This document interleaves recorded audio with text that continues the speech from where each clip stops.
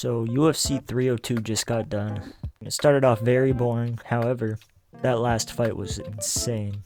So let's get right into it. Lima versus Mitch Raposo.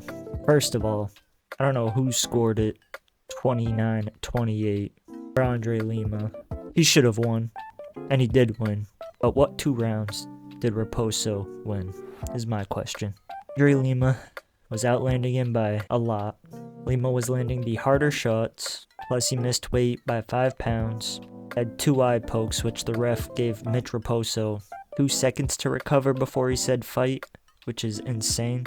Plus, Lima grabbed the fence when he almost got taken down, which is another insane thing.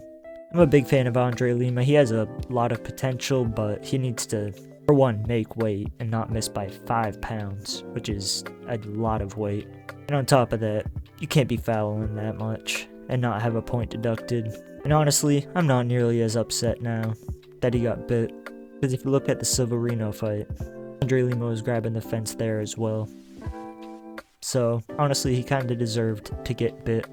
But yeah, I'd rate that fight a 2 out of 10. Wasn't very entertaining, especially at flyweight. Usually those are the more entertaining fights. They usually have a lot of output, but this one, it was just Mitch Raposo being hesitant to break the distance between them, and Lima waiting to counter. Do not recommend rewatching this fight. And you know that fight's bad when the next fight, Alen Perez versus Joselyn Edwards, was much more entertaining. They had a ton of great scrambles in that fight. Very solid ground and pound in that first round. Joselyn Edwards had a very intentional, very huge headbutt. I thought the fight might have gotten stopped because of how Perez was acting after. She was screaming and she kept feeling her eyes, so I was worried about that, but immediately after, the fight starts again. Alen Perez landed a huge spinning back fist and dropped Edwards, but she did not follow up. And if she did, she probably would have had her out of there, because Edwards was on the ground for a solid 2 or 3 seconds. But Perez rightfully won that fight, even though this is another fight where she probably should have gotten a point deducted. That's Joselyn Edwards, just because of how intentional that headbutt was. Yeah, that was a very fun fight, especially for WMMA. Alen Perez also called out Kayla Harrison, which is extremely risky. But she looked very good in the grappling, very good on the feet as well. But I don't know if she would beat Kayla Harrison. Kayla Harrison is nasty on the ground, and she is obviously much stronger than Perez is. But yeah, she got a unanimous decision, got the signature twerk that she does. And yeah, that's about it for that fight. Next up, we have another extremely fun fight that went to the decision. Gall versus Bassil Hafez. Bassil Hafez was gassing out halfway through that second round, but Gall, he showed up with a lot better cardio, very much improved boxing. That 2 years off really did him a lot of favors. Honestly, I'm a Gall fan now because he showed a ton of grit, his chin held up. Extremely sloppy fight, but I'm not upset with it. Gall was rocking him in the first round, rocked him in pretty much every round. And whatever judge scored it 30-27 for Hafez is smoking something other than weed and cigarettes, because that's absurd. Gall was winning on the ground, he was winning on the feet. The only thing you could really give Hafez is that he was putting on a lot of pressure, and he was landing the harder shots, but Gall was piecing him up with the jab. And he even dropped Hafez once, maybe twice. I think it was just once, but Gall put on a much closer fight than I thought. I thought Bassil Hafez was going to run through him, considering he beat JDM, but I think Gall shocked everybody watching that fight. I do recommend watching that fight back if you didn't watch it. Next up, we have Rowe versus Jake Matthews. This was another fun scrap. First round was extremely scrappy. Rowe was throwing a lot. Jake Matthews was countering a lot, landing a lot of very hard shots from both guys. But Matthews karate chopped Phil's nuts, which is crazy. And there's a moment in that fight where Rowe went for a flying knee but got caught with the overhand. Yeah, that was pretty much just a scrap from beginning to end. Both guys showed a lot of toughness, a lot of heart, and just a great performance from Jake Matthews. He showed that he was a much better fighter on the ground especially, but Though Rowe also kind of looked like he was on autopilot halfway through the second, which is why I think Jake Matthews really started to pull away. I think Phil Rowe thought that fight was going to be much easier than it was, which is silly because Jake Matthews, especially in the last year or two, he has improved immensely. He's been in the UFC since he was 19, which is insane. Yeah, Jake Matthews won by UD. Next up, we have an extremely boring fight. Do not recommend watching this. The crowd was booing the entire way through. Grant Dawson versus Joe Solecki. Solecki was more than willing to just hang out at the bottom. The stats on this fight were also insane. 132 strikes for Grant Dawson, 19 for Joe Solecki. And it went to a decision. And Dawson also ate a mean low blow from Solecki, but Dawson wasn't going to take any time. He was trying to get right back into the fight, which was surprising. Yeah, going into the third round, Dawson had like 8 or 9 minutes of control time, which, yeah, do not recommend rewatching this fight. Next up, we have an extremely impressive performance from Jailton Almeida. Alexander Romanov looked extremely out of shape. He is a gigantic guy, not just height-wise, but he was just as tall, if not a tiny bit taller than Almeida. But he looked out of shape. He looked like he didn't do a minute of cardio. Jailton Almeida harpooned the whale. Won by first round submission with a rear naked choke. Right before the choke, he face cranked daylights out of Romanov.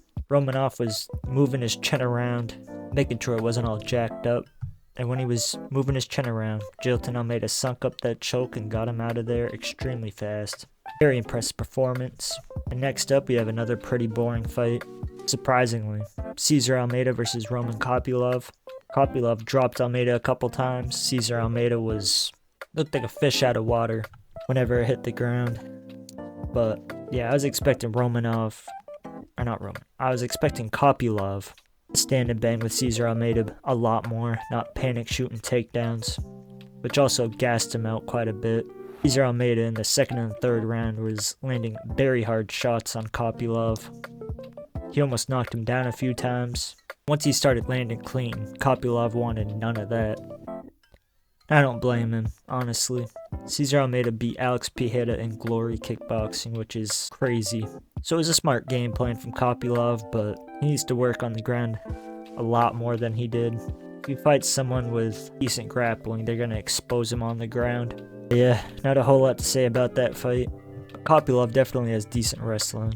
Next up, we have another fun scrap with Randy Brown versus Elizeu Zaleski dos Santos. Dos Santos got eye-poked twice in that first round, and the ref didn't stop it at all. Very weird. They should honestly fire that ref. That ref is as blind as a bat.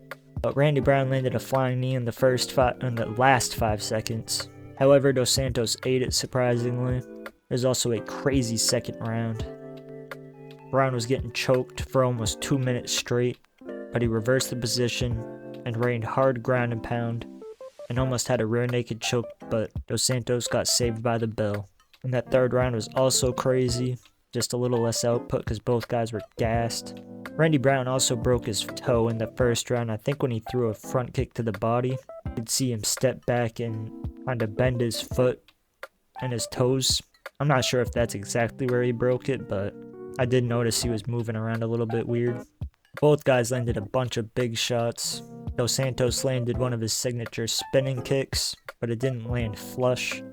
Randy Brown did eat it. But there were a lot of fun scrambles, a bunch of big shots, and Randy Brown showed that he has one of the best jabs in the game, and his ground game has improved a lot in these last few fights. So I think that he could be maybe not a contender, but he could definitely be in the top 15. That was a very impressive win from Randy Brown. And next up, we have an okay fight. Nico Price versus Alex Morono. Alex Morono looked like he also didn't do a minute of cardio training in this fight. He gassed in the second round. In the third round, he was just moving around like he had something stuck up his tuchus. It was horrible. And Nico Price missed a gigantic opportunity to land body shots and really make Alex Morono give up and break him.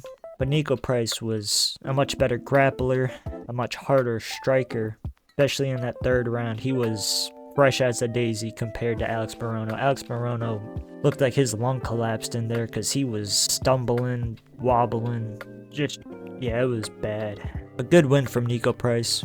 Screamed in his face, much better shape.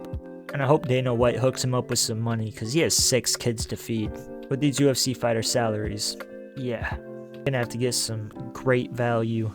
Get him oatmeal and ramen because that's a lot of mouths to feed. Next up, we have a crazy fight, but it was a very short fight. It's Kevin Holland versus Michal Oleks. I still am not sure how to say his name, to be honest, so we'll call him Oleks again. Oleks dropped Kevin Holland very bad in that first round, but Kevin Holland got a nasty armbar and jacked up his arm extremely bad. And honestly, it might be broken, but at the very least, it's dislocated. Oleks is as tough as they come because he didn't tap at all. But I don't blame Herb Dean for stepping in there because that arm was bending the wrong way.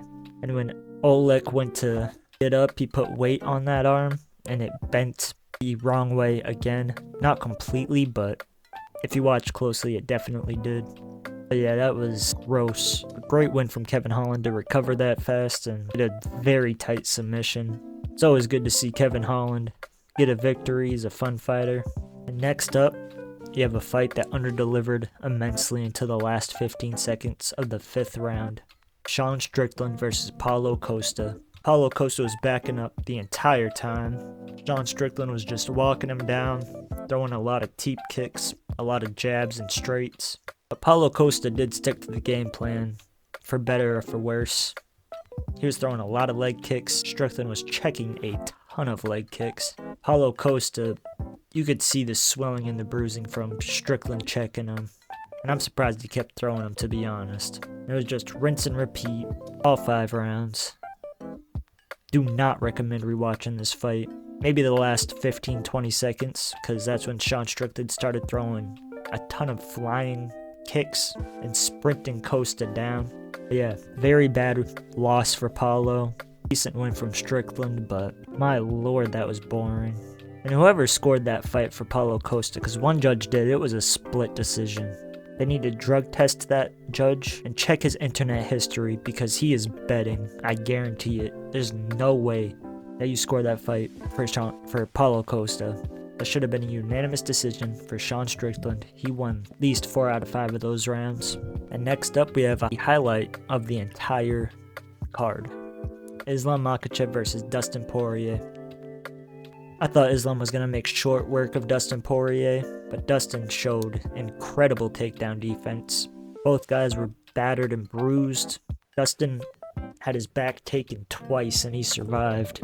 And Dustin landed a couple combinations that had Islam backing up, and one of them he landed a mean straight, stiffened Islam up, but he wasn't quite wobbled, but it was definitely a significant shot. And in that 4th round, Dustin caught Islam with an elbow, and Islam was bleeding everywhere. He looked like he had a second mouth, but on his forehead. And up until that last 2 minutes of the fight, Islam sunk up a rear naked choke, or a guillotine, got Dustin out of there. Dustin spoke like he was gonna retire, but I'm not sure. Islam called out Leon Edwards or whoever wins in that next fight, but I wouldn't be mad if they have that double champ status on the line because Islam honestly deserves it. Yeah, this was a pretty good card. A lot of decisions, but there was a lot of good finishes. But yeah, if you guys like the content, remember to like, comment, and subscribe.